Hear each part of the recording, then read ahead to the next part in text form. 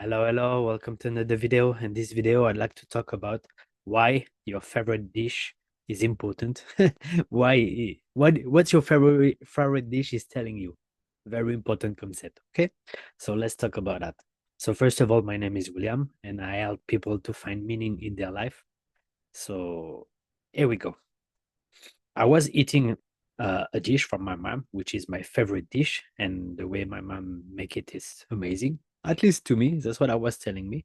It was about like a week ago, 1.5 week ago, and then I went to a restaurant where the specialty is that dish, and it's supposed to be the best.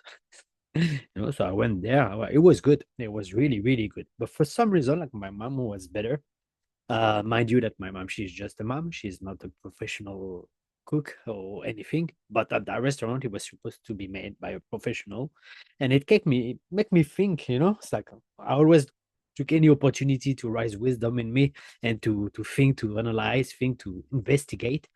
And I say, oh, that cook is a chef, is a professional. This dish from so many people have been said that is the best. And still my mom's one is still better. So I start to think, yeah, maybe there is like a special recipe, where this is going, right? I say, yeah, maybe it's made with love, made from love, which make the difference. And then I start to think a bit deeper and deeper about that.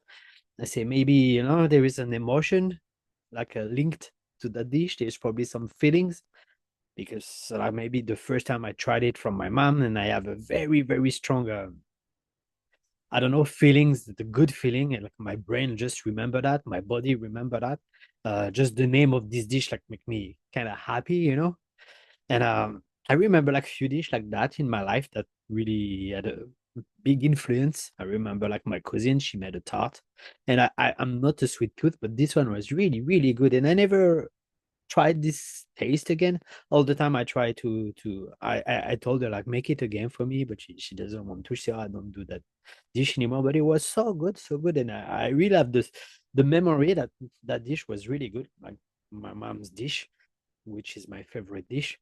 And I try like so many different chef pastries, like with the same my cuisine tart. I try at different places. It's not the same.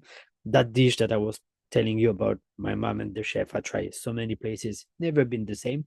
And then I talked to my friend for the last week about their favorite dish. The same thing happened. I say, yeah, my mom, she does the best thing. Oh, my hand, she does the best. And I always have someone in the family or someone near to them that do the best.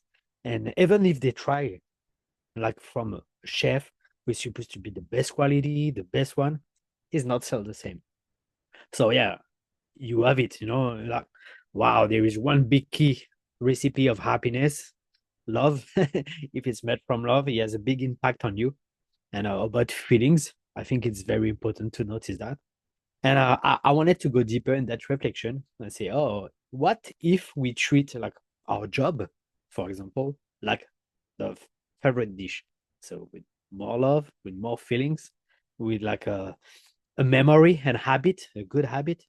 Unfortunately, we used to maybe enjoy our job when we start.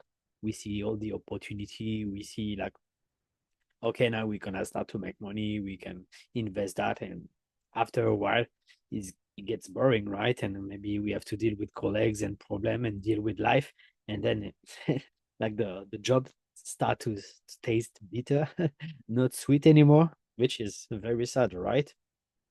So yeah, I start to think like like all my mind process. I don't know, maybe you is different. I don't know. As I say, if anything click with you, if I open a door for you, just investigate by yourself. This is just my reflection. 'Cause I like to reflect on this kind of things. And so about the job, as I start to get bitter, like maybe your relationships get bitter, and I try to think about that why we don't treat like those things like the favorite dish. But I obviously have my reflection give me limits, and my limits was okay. Like for the food, food is something we're supposed to enjoy. There is no, this is a good feeling, good memory, especially a favorite dish from someone that we love, someone that love us. It just makes sense, right? So it's like it's hard to compare like a job or even a relationship with the dish, but there's a bit of wisdom rising from that, right? So yeah, think about that. And then at the end of my thinking, I say, oh, maybe we should treat life like our favorite dish. But you see, like this is something that we love long term more than anything. As I say, you need a bit of love, you need a bit of memory, you need to build like a bit of feeling around your life. And if you can treat your life like you treat your favorite dish, can you see where I'm going? I think you will have a pretty good life. So funny things for me, like what I do like for the last few days, like it's something that if something is bothering me, what I do, I just try to think at that dish. Sounds weird, but actually it kind of work for me. It's like, I say, okay, now I'm having a bad time, and I think about that. I say, yeah, why not enjoy? This is life. Bit of love, bit of good memory. It's not all so bad.